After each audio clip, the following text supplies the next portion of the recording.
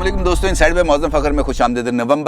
नवंबर वो महीना है जिसमें नवाज शरीफ साहब और इस्टेब्लिशमेंट के नुमाइंदों के दरमियान प्रोजेक्ट इमरान खान के फेल होने के बाद अगली स्ट्रेटजी के लिए ना सिर्फ मुज़ाकरात हुए बल्कि वो मुज़ाकरात डेड लॉक का शिकार हुए और नवाज शरीफ साहब ने लंदन में आए हुए इस्टेब्लिशमेंट के नुमाइंदों को वापस भेज दिया और कहा कि जनाब, जब तक आप ये वाले मामलात पर कुछ गौर व फिक्र करके को हतमी हमें जवाब नहीं देंगे उस वक्त तक आगे नहीं बढ़ा जा सकता। और यही वो जवाब था जिसके नतीजे में 17 नवंबर को पार्लियामेंट के मुश्तरका इजलास से पहले इस्टेब्लिशमेंट की तरफ से दोबारा इमरान खान साहब को फेवर देने के लिए टेलीफोन कॉल्स की गई ताकि नवाज शरीफ साहब पर दबाव को बढ़ाया जा सके, ताकि वो इस्टेब्लिशमेंट की टर्म्स एंड कंडीशंस के ऊपर आकर उनके साथ मामलात को तय करें। ये बहुत इंपॉर्टेंट खबर है और ये मैं आपके साथ शेयर करूंगा, लेकिन उससे पहले आपके साथ दो और ख़बरें हैं जो शेयर करनी है। सबसे पहले तो ये है जनाब कि आज इस्लामाबाद के अंदर हुई है एक मीटिंग और इस मीटिंग के अंदर जो ख़बर का पहलू है वो ये है कि सबसे पहली मरतबा जो हमारे नए DGISI हैं लेफ्टिनेंट जनरल नदीम अहमद अंजुम साहब, उनकी पहली बाज़ाब्ता मुलाकात हुई है इमरान खान साहब के साथ। और इस मुलाकात में जो आर्मी चीफ़ हैं पाकिस्तान के वो भी मौजूद थे और दिलचस्प और जो एंट्री है वो ये है कि इस मुलाकात के अंदर core commander Peshawar lieutenant general फैज़ हमीद साहब भी मौजूद थे और इसके साथ साथ DGISPR भी मौजूद थे। और ये मुलाकात के अंदर हुकूमत की तरफ से उस्मान बुज़दार साहब, शेख रशीद अहमद साहब और कुछ और जो शख्सियात थीं वो भी मौजूद थी, जिसमें प्रिंसिपल सेक्रेटरी हैं वज़ीर आज़म के आज़म खान साहब। अच्छा, इस मुलाकात की जो सिग्निफिकेंस है वो दो पहलुओं से बहुत ज़्यादा इंपॉर्टेंट है, क्योंकि इससे पहले अगर हम देखें माजी के अंदर तो जो नए DGISI अपॉइंट होते हैं वो जाते हैं अपना चार्ज एज्यूम करते ही प्राइम मिनिस्टर ऑफिस, क्योंकि जो तरीक़ाकार है उसके मुताबिक जो DGISI हैं उनके जो इमीडिएट बॉस होते हैं वो प्राइम मिनिस्टर ऑफ पाकिस्तान ही होते हैं, लिहाजा वो पहले जाते हैं और जाके उनसे मुलाकात करते हैं। लेकिन इस केस के अंदर 15 दिन गुजरने के बाद एक मुलाकात होती है नए DGISI की, लेकिन उस मौके पर जनरल फैज़ हमीद साहब भी मौजूद होते हैं, यानी आउटगोइंग जो DGISI हैं, और आर्मी चीफ़ भी मौजूद होते हैं। और ये जो मुलाकात है ये सिग्निफिकेंट है ख़ास तौर पर कि इस वक्त जनरल फैज़ हमीद साहब को साथ बिठाकर मामलात के ऊपर गुफ्तगू करना और ख़ास तौर पर जो सरकारी एलामिया है उसके मुताबिक ये जो सानिया सियालकोट हुआ है इसके मुज़मरात और इसके एस्पेक्ट्स पर बात करना थी और ये तय करना था कि किस तरीके से मामलात को अब आगे बढ़ाया जाएगा। लेकिन जो ज़राए हैं वो ये बताते हैं कि इस मुलाकात का मकसद इमरान खान साहब की तरफ से एक और था, क्योंकि इमरान खान साहब इससे पहले ये मुलाकात चूँकि शेड्यूल होती है और इमरान खान साहब की ख्वाहिश पर, ज़राए ये बताते हैं इस्लामाबाद के हलके के इमरान खान साहब की ख्वाहिश पर जनरल फैज़ हमीद साहब को खुसूसी तौर पर इस मुलाकात में शिरकत के लिए बुलाया गया। और उसकी वजह ये बताई गई कि जनाब जनरल फैज़ हमीद साहब ने चूँकि 3 साल गुजारे हैं ISI के अंदर और वो इस वक्त जो मामला चल रहे हैं उनसे बहुत अच्छे तरीके से आगाह भी हैं और हमारा जो सिक्योरिटी कंसर्न्स हैं उससे भी बहुत अच्छे तरीके से आगाह है। लिहाजा इस किस्म के जो वाक़यात हुए हैं, जो जिस तरह का वाक़या सियालकोट में हुआ है, तो उस जैसे वाक़यात के सद्देबाब के लिए जो एक्सपर्ट ओपिनियन है वो ली जानी चाहिए थी फैज़ हमीद साहब से, लिहाजा फैज़ हमीद साहब को वहाँ पर बुलाया गया। अब इसका मकसद क्या पैगाम देना था वो अब आपके सामने आ जाएगा, क्योंकि जो खबर मैंने आपके साथ गुफ्तगू के आगाज़ में बताई है इस मुलाकात में और फैज़ हमीद साहब की वहाँ पर मौजूदगी उस खबर की किसी न किसी लेवल पर तस्दीक भी करती है। दूसरी, आज था पार्लियामेंट के अंदर जो कौमी सलामती कमेटी उसका इजलास, और उस इजलास के अंदर अहम बात यह है कि ना अपोजिशन आई ना ही हमारी अस्करी क़यादत आई, और जो वहाँ पर लोग मौजूद थे उन्होंने इस ब्रीफिंग के बाद जब बाहर निकले हैं और मीडिया के नुमाइंदों से बात की है तो उनके पास इस मुलाकात के हवाले से कहने के लिए कुछ नहीं था। हुकूमत की एक और इत्तेहादी जमात है GDA और उसकी रुकने असम्बली हैं सायरा बानो साहिबा। जब वो इस इजलास से बाहर निकली, ये वीडियो आप अपनी स्क्रीन पर देख भी सकते हैं, जैसे ही वो इस मुलाकात के बाद बाहर निकलती हैं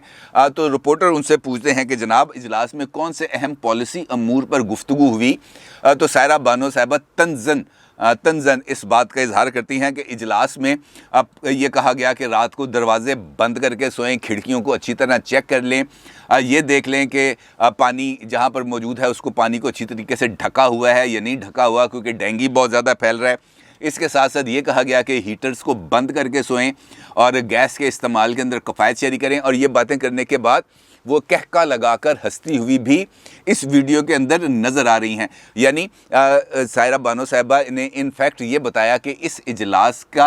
کے اندر جو سنجیدگی کا عالم یہ تھا کہ اس کے اندر نہ عسکری قیادت آئی، نہ اپوزیشن آئی، اور نہ ہی حکومتی وزراء نے اس اجلاس میں شرکت کی، جس کی وجہ سے یہ اجلاس ایک مذاق ہی تھا اور اس کے علاوہ کچھ نہیں تھا. اور ہم نے دیکھا ہے عمومی طور پر کہ اپوزیشن کی طرف سے بارہا اس بات کا مطالبہ کیا گیا کہ اجلاس کے اندر عمران خان صاحب آئیں، لیکن چونکہ عمران خان صاحب ایسے اجلاسوں میں شرکت سے گھبراتے ہیں لہٰذا وہ اس اجلاس میں نہیں آئے. کیونکہ عسکری قیادت اگر موجود ہوتی اور ہماری جو اپوزیشن جماعتیں ہیں وہ عمران خان صاحب کی کارکردگی پر تنقید کر رہی ہوتی ہیں تو پھر ان کا جواب دینا پڑنا تھا عمران خان صاحب کو، اور عسکری قیادت کے سامنے ان کو سبکی محسوس ہوتی، لہٰذا انہوں نے ایسے اجلاسوں میں آنے سے ہمیشہ ہی پہلو تہی کی ہے. خیر،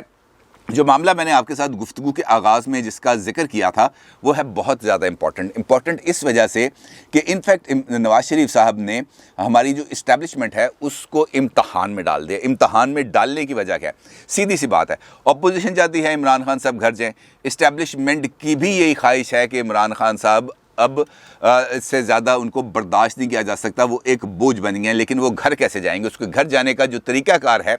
وہ ہے ان ہاؤس چینج، اور دونوں کی خواہش ہونے کے باوجود عمران خان صاحب کے خلاف تحریک عدم اعتماد نہیں آ رہی، اور اس کے پیچھے لاجک ہے. ادروائز ہم نے دیکھا ماضی میں جب بھی اسٹیبلشمنٹ کی طرف سے گو ہیڈ آیا، ہماری سیاسی جماعتوں نے ایک دم دوڑ لگائی اور دوڑ کے وہ تمام جو ایجنڈا تھا اس کو تکمیل کے اندر اپنا بھرپور کردار ادا کیا. لیکن اس مرتبہ ایسا نہیں ہو رہا، اور اس کی وجہ ہے 17 نومبر کو پارلیمنٹ کے مشترکہ اجلاس سے چند روز قبل لندن کے اندر ہوتا ہے ایک اہم اجلاس، اور اس اجلاس کے اندر اسٹیبلشمنٹ کے کچھ نمائندوں کی نواز شریف صاحب کے ساتھ ہوتی ہے ملاقات، اور اس ملاقات کے اندر نواز شریف صاحب سے یہ کہا جاتا ہے کہ اب آپ پاکستان کی سیاست کے اندر اپنا جو رول ہے اس کا اچھے طریقے سے اس کو اپلائی کریں، اپنے کردار کو نبھائیں، اور اس سلسلے میں اسٹیبلشمنٹ آپ کے ساتھ ہر ممکن تعاون کرے گی. اب جو نواز شریف صاحب ہیں وہ یہ کہتے ہیں کہ جناب یہ پروجیکٹ عمران خان بنیادی طور پر آپ نے شروع کیا تھا، آپ نے اس کی بنیاد رکھی، آپ نے اس کو لانچ کیا، آپ نے اس کو اسمبلیوں میں لے کے آئے، اور آپ ہی نے ان کو آگے سے حکومت بنانے کے لیے اور حکومت چلانے کے لیے ہر طرح کی جو فیسیلیٹیشن ہے وہ پرووائڈ کی. اب جب وہ آپ کے اوپر بوجھ بن چکے ہیں تو اب آپ میری طرف آ کے دیکھ رہے ہیں تو آپ مجھے یہ بتائیں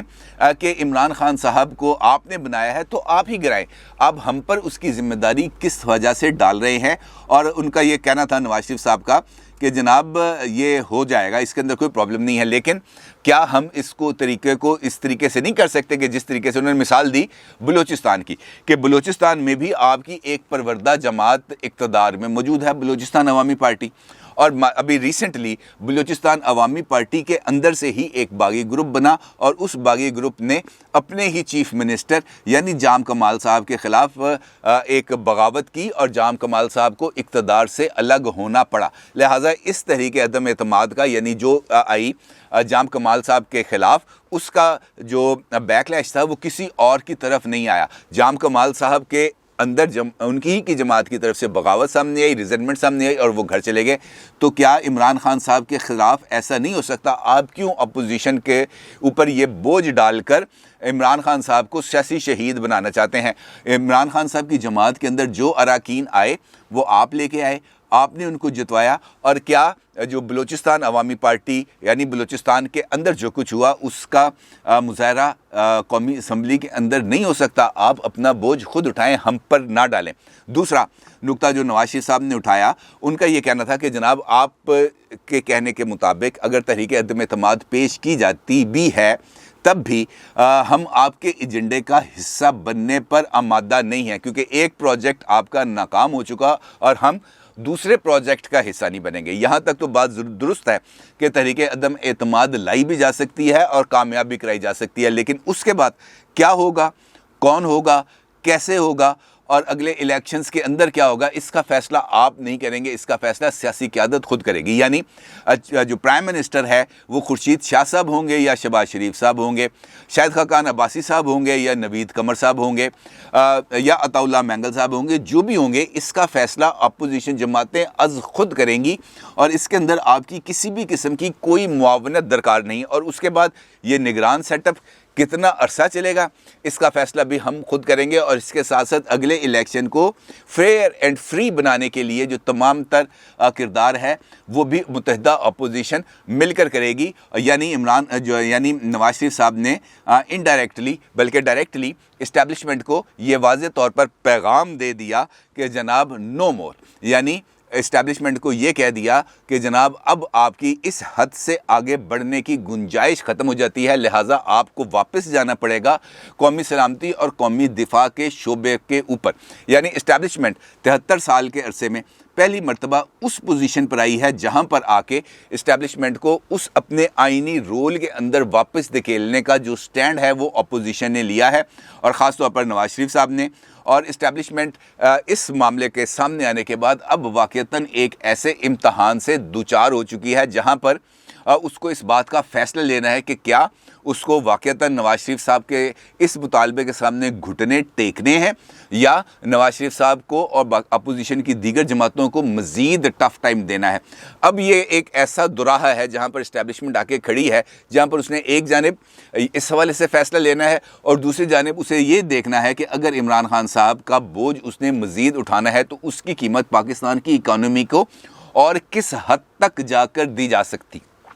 اور اگر وہ قیمت ہماری اسٹیبلشمنٹ چکانے کے لیے تیار ہو جاتی ہے، یعنی معیشت کی مزید تباہی کی اور عوام کے مہنگائی کے اندر مزید پسنے کی، تو اس کا مطلب یہ ہے کہ نواز شریف صاحب کا موقف درست ثابت ہو جائے گا۔ دوسری جانب ایک اور اسی ذریعے سے جس نے مجھے یہ والی خبر بتائی ہے، اس نے یہ بھی بتایا ہے کہ نواز شریف صاحب تو نواز شریف صاحب، لیکن آصف علی زرداری صاحب بھی اسٹیبلشمنٹ کو مکمل پکڑائی دینے پر آمادہ نظر نہیں آتے۔ یعنی ایک جانب اس وقت جس دوراہے پر اسٹیبلشمنٹ کھڑی ہے اس کے ایک سرے پر نواز شریف صاحب کھڑے ہیں، دوسرے سرے پر آصف زرداری صاحب کھڑے ہیں، اور دونوں اسٹیبلشمنٹ کو ایک حد سے آگے بڑھ کر سپورٹ دینے کے لیے تیار نہیں، اور دونوں یہ چاہتے ہیں کہ ہمیں اپنا راستہ خود منتخب کرنے کی اجازت دی جائے۔ اگرچہ آصف علی زرداری صاحب نے جب سے پیپلز پارٹی کی باغ ڈور سنبھالی ہے اس وقت سے انہوں نے اپنی الائنمنٹ کو ہمیشہ اسٹیبلشمنٹ کے ساتھ رکھا ہے، وہ ایک کنفرنٹریشن کی پالیٹکس نہیں کرتے، وہ ہمیشہ سے ہی مفاہمت کی پالیٹکس کرتے آئے ہیں، مفاہمت کے ہی علم بردار رہے ہیں، لہٰذا وہ یہ نہیں چاہتے کہ اس لڑائی کو اس ایکسٹینٹ تک لے جایا جائے جہاں پر جا کے ان کے پاس واپسی کا کوئی راستہ نہ، کیونکہ آپ کو یاد ہے پہلے بھی انہوں نے ایک مرتبہ برسی کے موقع پر لاڑکانہ کے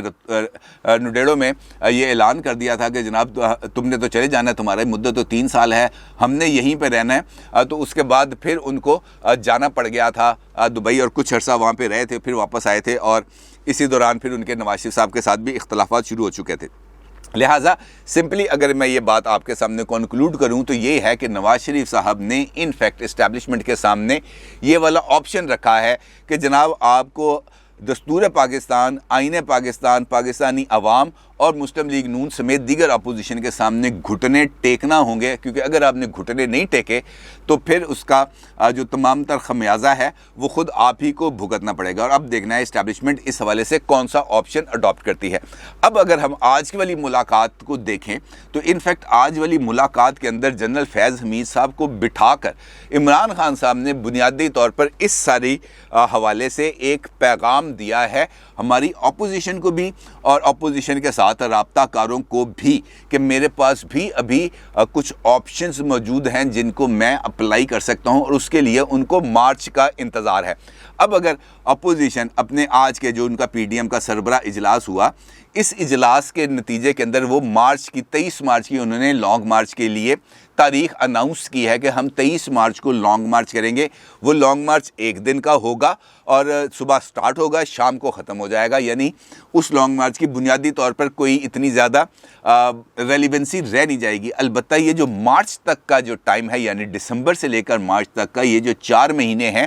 انہی 4 مہینوں کے اندر پاکستان کے اندر پولیٹیکل جو ڈیوائیڈ ہے، جو سیاسی تقسیم ہے، اس کا فیصلہ ہونا ہے کہ کون اس لائن کے اس طرف ہے اور کون لائن کے اس طرف، اور اس کے بعد ہی اس بارے میں صحیح اندازہ ہو جائے گا کہ اسٹیبلشمنٹ کس راہ پر چلتی ہے۔ کیونکہ جس نے میں نے آپ سے کہا کہ ماضی کے اندر تو صرف یہ چٹکی بجائی جاتی تھی، اشارہ ہوتا تھا اور سب لائن میں لگ جاتے تھے، راتوں رات کاف لیگ بن جاتی تھی، راتوں رات ہی مسلم لیگ نون سے لوگ اٹھتے تھے اور کاف لیگ کے اندر جا کے بیٹھ جاتے تھے اور کاف لیگ اقتدار میں آ جاتی تھی. لیکن اب اگر ایسا اشارے ہونے کے باوجود کوئی بندہ نہیں ہل کے آ رہا تو اس کا مطلب یہ ہے کہ اسٹیبلشمنٹ نے اپنی پوزیشن تھوڑی سی خاصی حد تک بلکہ یہ کہنا چاہیے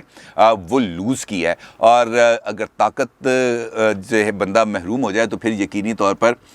اس کے لیے زیادہ پریشانیاں ہیں. اور ہماری اسٹیبلشمنٹ اس وقت اس ایک کڑے امتحان سے دوچار ہے. دیکھتے ہیں کہ وہ اس امتحان سے نکلنے کے لیے نواز شریف صاحب کے کہے گئے راستے پر عمل کرتی ہے یا عمران خان صاحب نے جو آج پیغام دیا اس پیغام کو دیکھتی ہے. دیکھنا یہ ہے اور اس کا فیصلہ بہت جلد ہو جائے گا. اپنی رائے کا ضرور اظہار کیجیے گا. آپ کا بہت شکریہ. اللہ حافظ.